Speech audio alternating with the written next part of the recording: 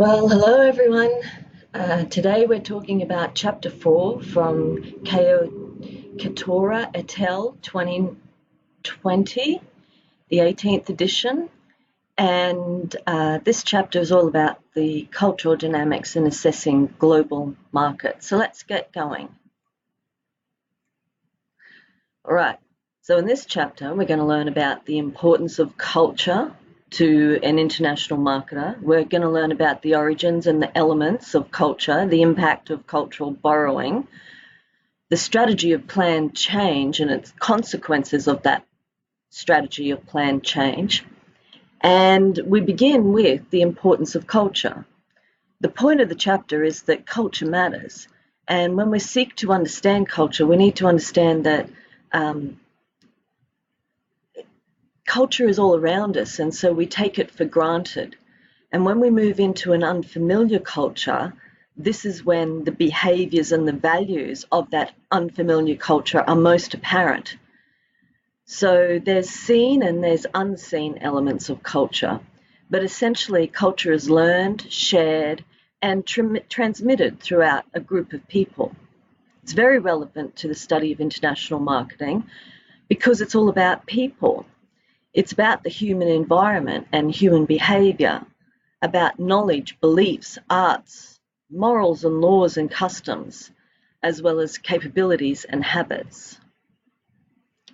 Culture has a pervasive impact, and if we look at, for example, the impact on birth rates, we can see a gradual decline beginning in the 1960s. And the 1960s is when birth contraception first came widely available on the market. And during this time, we have also seen a shift in developed nations away from a dependence on agricultural economies to a more industrialized, and come the 1980s, a shift towards the services economy because of technology. This gradual decline in birth rates has also been a consequence of government policies. The one-child policy in China, for example. But as I mentioned earlier, birth control technology, pharmaceutical technology has also impacted. So what we see around the world is this change in values, in societal values, in cultural values about the family size. Here, we're looking at a graphic for birth rates per 1,000 women.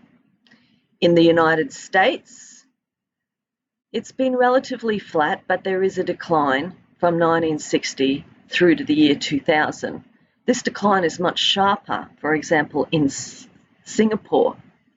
And in Japan, the decline didn't really start to happen until the mid-70s, but then it was a very steep decline. And now in Japan, we have much evidence of the aging population, which is also a global trend. We'll talk about that later.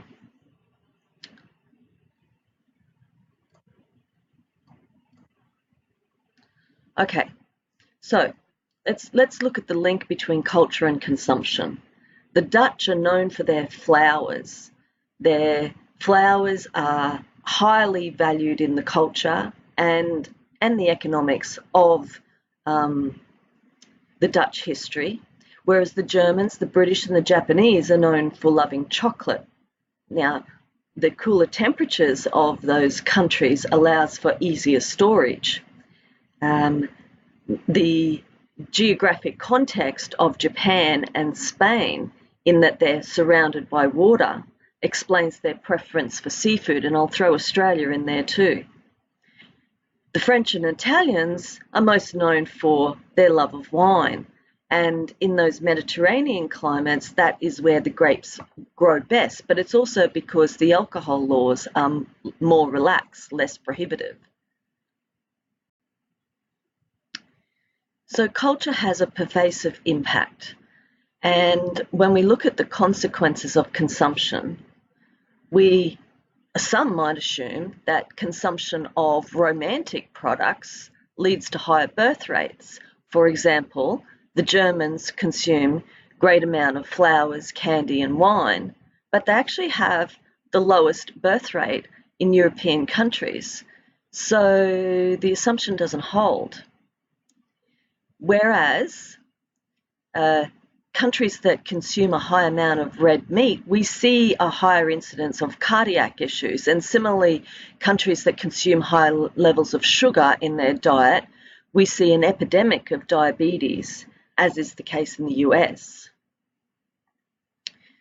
Now, Japan shows high incidence of stomach cancer, and we might attribute that to their salty diet, but their fish-based diet is also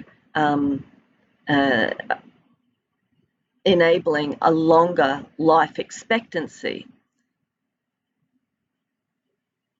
Part of why Japan has this population that is above 65 years, majority population. Now, Hofstetter is known for his theory on culture, and he suggests that culture is software of the mind. And cultural differences are often invisible in the culture that you're most familiar with. And so international marketers moving into an unfamiliar culture, if they don't get to know that culture that they are trying to market to, then that's not going to be effective. They have to understand, as astute and effective marketers, we have to understand the culture. So what is this thing called culture? Well, it's essentially the values that a society holds, the rituals that they engage in, the symbols that they embrace, and the beliefs and thought processes that are learned and shared by groups of people and then transmitted down the line, generation to generation. So essentially, culture is something that resides in the individual's mind. And when we have this like-mindedness across the society, then this is culture.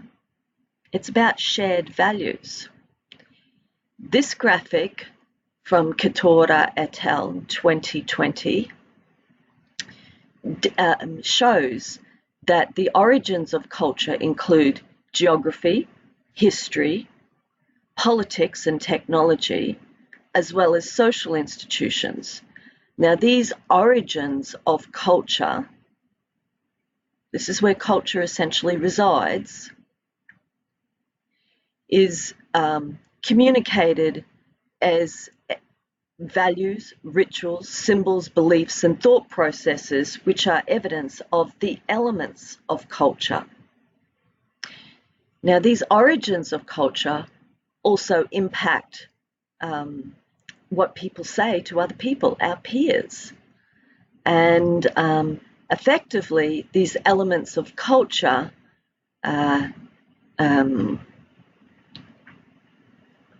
result in consumption decisions and behaviours.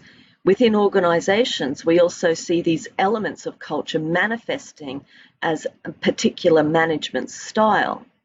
The management style in Nordic countries has been shown to have a higher feminine orientation, whereas the management style in the US has more of a masculine orientation. So what we're going to do now is look at each of these each of these aspects or origins of culture: geography, history, technology, politics, social institutions. We're going to look at each of them. Then we're going to look at the elements of culture. So let's move on. Geography. What am I talking about? Geography is about the climate. It's about the topography, the terrain, the flora and the fauna, the trees and the animals, the microbiology. Why is this important? Because geography impacts history, technology, economics, and society. When it's a rough terrain, it's it's more likely to be sparsely populated.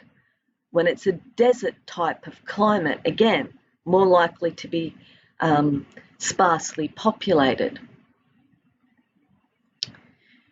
Professor Diamond suggests that innovation spread fastest from east to west rather than from north to south.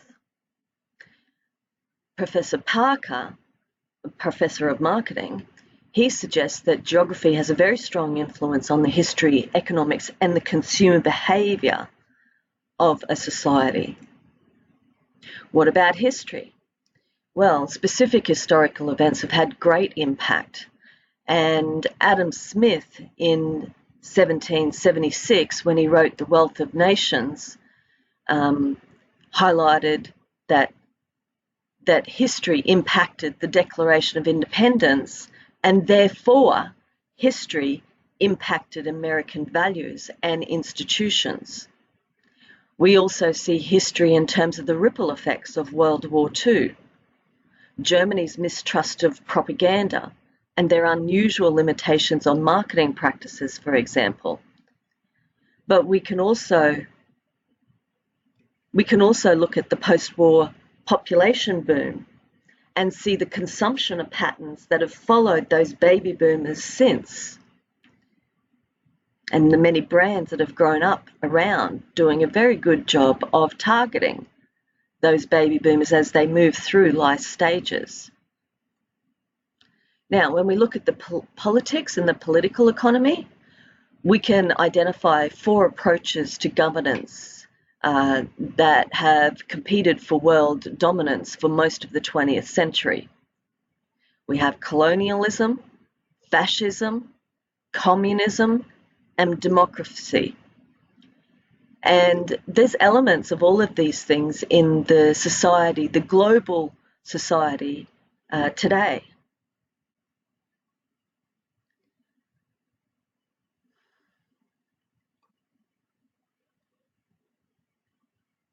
So, continuing with the origins of culture, we consider technology.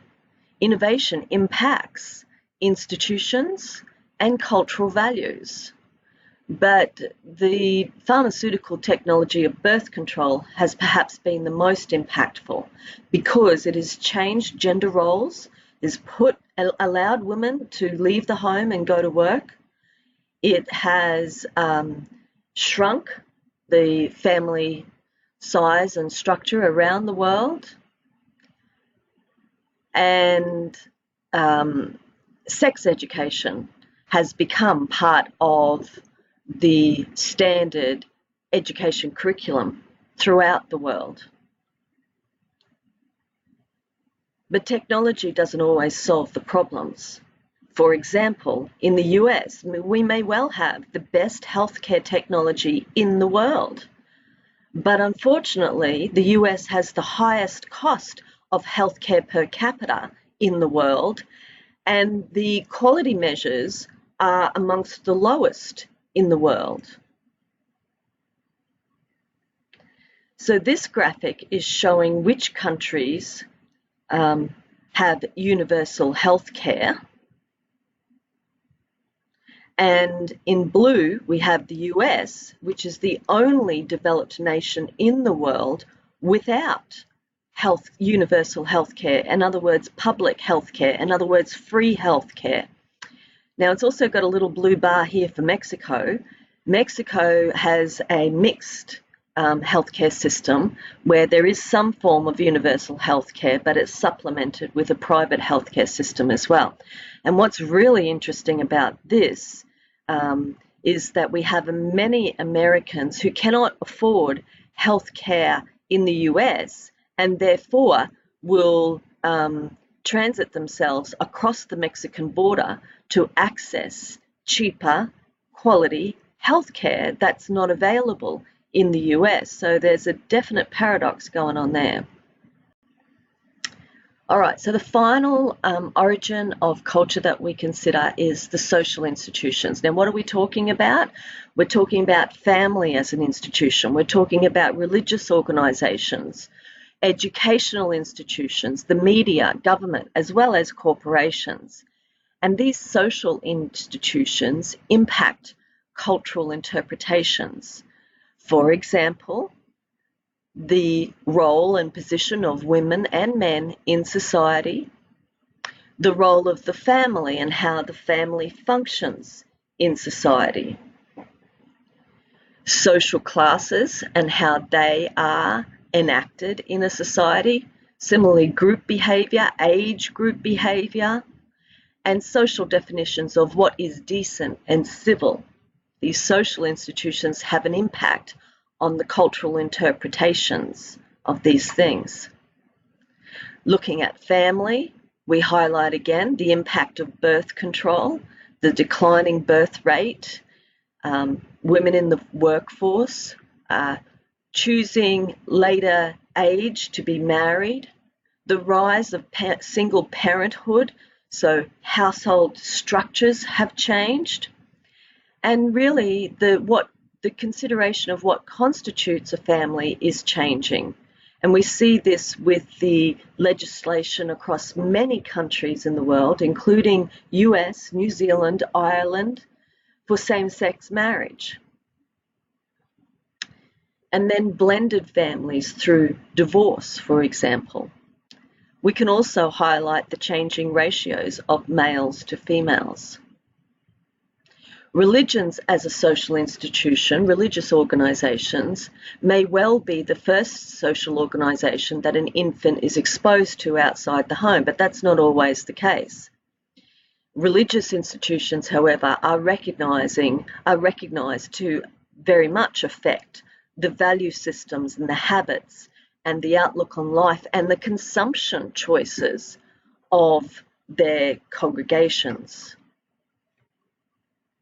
Schools affect all aspects of culture, including literacy rates, and education is actually deemed a leading factor of economic competitiveness. So that's why the US needs to do a better job of educating minorities and enabling minorities to move through the STEM education and into STEM careers. And I mention that because that's one of my research topics. All right. Now, media time. Consumption of the media has definitely got something to do with culture. And essentially what's happened with the evolution of media technology and media communication infrastructure is that it has replaced, maybe fortunately or unfortunately, it has replaced family time. And when we say media, we're not just talking about TV, online, for example, online behavior. Here we have a graphic of some Chinese school children. What's interesting is that in the US, school children attend 180 days per year, whereas in China, it's 220. That's 6 days a week. And what this fact tells us is that, or what we can imply from this fact, is that China has a very different cultural value on education than does America. Again, for better or worse. But education is a weapon for people and society to evolve and develop. Without education, without being able to read, without being able to think critically, for example, societies don't progress, they actually regress. Okay, social institutions, as I mentioned, also include government and corporations. Now, the governments try to influence thinking and behaviour of adults with, for example, social promotion programs, anti-smoking programs, other health promotion programs. Unfortunately, some governments may try to use propaganda to influence the society and the cultural enactment of cultural values and such. So legislation is sometimes introduced to curb behaviour. Road rules, for example, are more strict in some countries than in others, more enforced in some countries than in others. But of course, the road fatality rate is higher too. So the laws are there, and then the cultural interpretation really gives people the chance to make their own choices. With regards to corporations and culture, we can look at, for example, the diffusion of innovation. So in very well-established, high-profile brands and organisations, they're operating on a governance structure that has served them well for the long term. But when it comes down to diffusion of innovation, they don't do so well. And what's going on in the current business climate is that the startups have a higher rate of diffusion of innovation.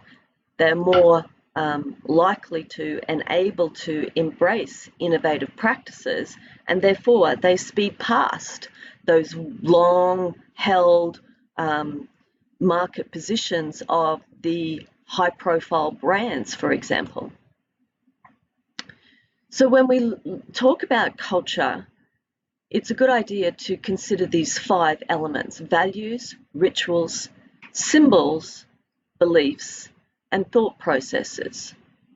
In terms of marketing, these 5 elements definitely impact product design, distribution and logistics, as well as marketing communications across international markets. Hofstetter, the theory from Hofstetter on culture, suggests there are 4 dimensions of culture. Individualism, which puts the person first, it's a focus on self-orientation, whereas a collective culture is more community-oriented, and its decisions are made about what's best for all rather than what's best for me. A power index is about authority orientation. So some countries have a higher focus on authority orientation than other countries. Uncertainty avoidance is about risk orientation. So some countries are more likely to take risks in their society and their consumption habits than in others. And then masculinity versus femininity, which is about a focus on assertiveness and achievement. So let's consider the connection between cultural values and consumer behaviour. Very important area. We as international marketers need to understand culture and cultural values because it can help us to understand the behaviour of a consumer society or a consumer segment. We can look at cultural values as related to the consumption of luxury goods, for example. It's not necessarily only affluent societies or affluent consumer groups that will consume luxury goods. Luxury goods are considered a status symbol, and so people make decisions on what they spend their money on. We can also consider cultural values with regards to consumption related to achieving short-term versus long-term goals. Cultural values also impact word of mouth and online communications. What about impulsive buying and the propensity to complain? Some societies, their cultural values, their risk aversiveness may make them more or less likely to buy compulsively or to complain. cultural values can also inform us about perceptions of product creativity. So, adoption of new products, for example. Another very important element of culture is ritualistic behavior. And what we're talking about there are the patterns of behavior and interaction that are learned and repeated. We have rituals associated with major life events such as marriage, funeral, and graduation.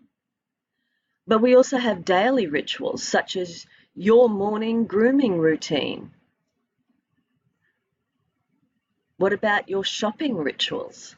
Are you visiting brick and mortar stores? Are you searching online before you go and shop at the brick and mortar shopping centre? So we have rituals, we have ritualistic behaviour recognised as an important function of culture because they coordinate our everyday activities as well as our special occasions. But rituals let people know what to expect. So it's an interesting study, ritualistic behaviour. Here we have a picture of 2 million Muslims who have made their pilgrimage to Mecca. And Muslims are required to make this trek once in the lifetime. But it happens annually, and it's one of the largest ritual meetings on earth. And maybe some of you have participated in this meeting. So when we talk about symbols, what we're talking about is cultural communication. It's about the ability to accurately interpret symbols within one culture or another. Language itself is thought of as an important social institution. And with language as a sub-element of culture, is indicative of how we communicate. Some cultures are bilingual or multilingual, bicultural or multicultural. And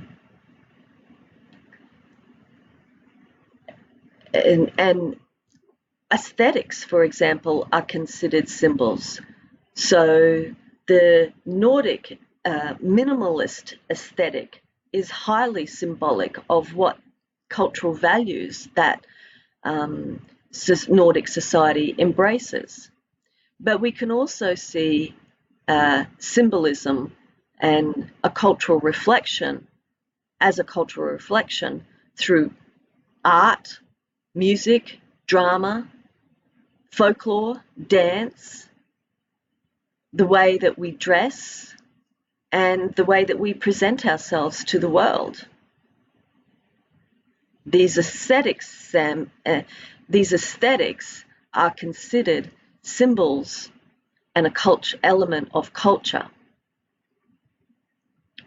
Beliefs are also an element of culture, and they may stem from religious training, but it varies across cultures.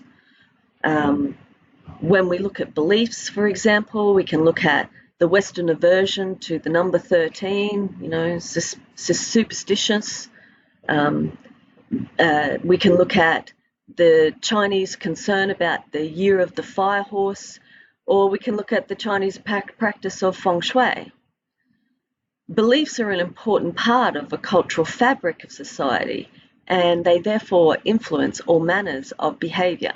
So as astute and effective international marketers, we need to deeply understand beliefs as an element of culture.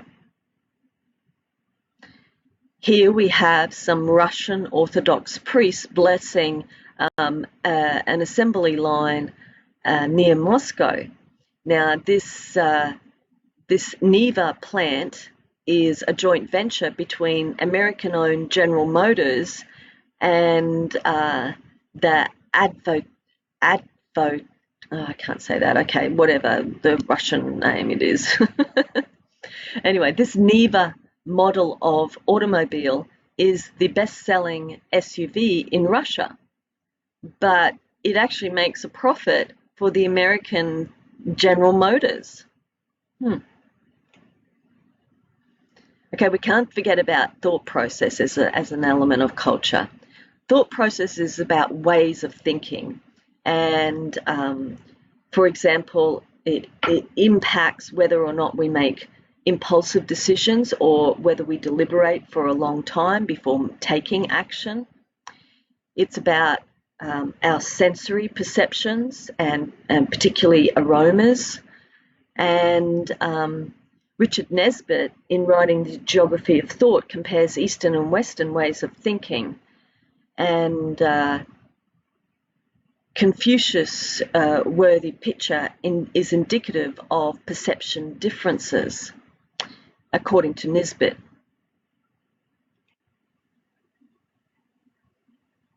So, other elements of culture? Let's highlight cultural sensitivity and tolerance, because this is a starting point for successful international marketing. We need to be attuned to the nuances of a culture.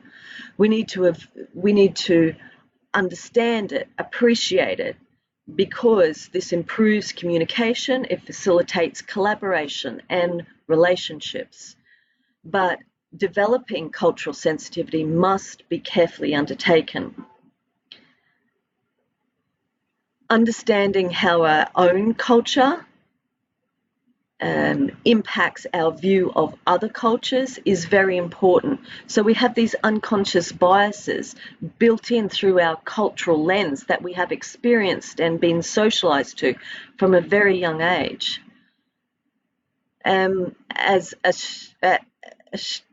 Effective marketing is about understanding that just because a culture is different to what your culture embodies, that doesn't mean it's wrong. Now, we have a paradox associated with cultural change. Culture resists change, and yet it's dynamic. So there's that paradox there. And why do cultures change? Well, change can be brought on suddenly. Things like war and natural disasters can be reasons why a society changes their cultural orientation. But cultural change also may manifest because a society is seeking to solve particular problems. And hopefully we'll see this societal shift in cultural values given the urgency of climate change. We have to adjust to environmental changes. We have to adjust to historical changes.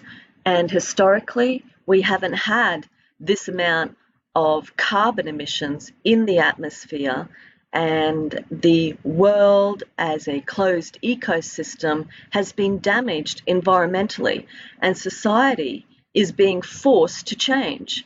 But you see, there's resistance to change, and see what we're observing playing out in the society currently is this paradox of cultural change. We can learn from other cultures. We can learn to solve society's problems. When a potential solution to a problem is found, society judges whether it's acceptable or not. And if it is deemed approved, then it's sort of transmitted through the groups and accepted as cultural heritage.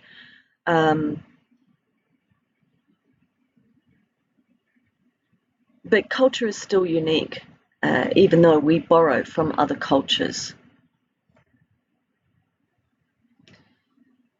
Similarities are an illusion. Culture can be distinct even with some commonalities. So we have common language, we have common races, common heritage, but that doesn't guarantee similarities. So on the surface, it might look the same, but you have to scratch and go deeper than just a superficial look to understand culture and cultural change. We have growing economic unification in Europe, well, apart from Brexit and the decision by the UK to exit the European Union. But we can, regardless, we can recognise a European consumer. We can also recognise a global consumer. But effective marketing is about recognising cultural impact and segmentation throughout the world. So this, by recognizing that culture is one way to understand consumer behavior, we have a depth of insight on how to best deliver effective international marketing. So let's go back to resistance to change for a minute. Consumers in different cultures may be more resistant to change than others.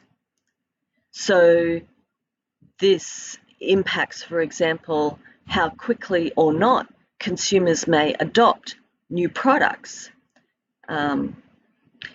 Innovation may be held highly valued within some societies, but not so in other societies because they see it as disruptive and therefore are resistant to change. And we can see this in their behavioural patterns.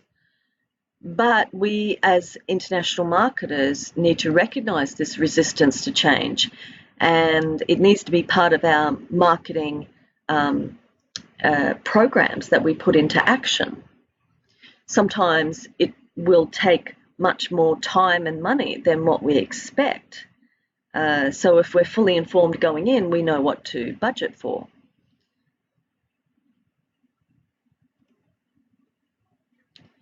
So here we've got MTV meets Mum in Mumbai, formerly known as Bombay in India. So this is evidence, this juxtaposition of MTV personality and Mum from Mumbai is evidence of cultural change. We can see the evidence in terms of the contrast in what each of the women are dressed in, and local residents in Mumbai still actually refer to Mumbai as Bombay, even though the name has changed. But despite that official change, they prefer the original name. So, you know, it's evidence of how they are resistant to change. We can also talk about planned and unplanned cultural change. Change is becoming increasingly more planned, and strategies are being enacted to bring about planned change. So what we're talking about here is cultural congruence. We're talking about determining which cultural factors conflict with innovation and the acceptance and adoption of innovation, which factors contribute to resistance of innovation and acceptance of innovations. So when we're aware of these cultural factors, we can effectively work towards bringing down those obstacles which may facilitate or more easily facilitate the change. So change can be actually spurred by marketing actions in what we do within a culture. And there we go. That's the end of chapter, what chapter are we on? Chapter 4. Okay, culture. Culture matters is the point. Thank you, and I shall see you in chapter 5.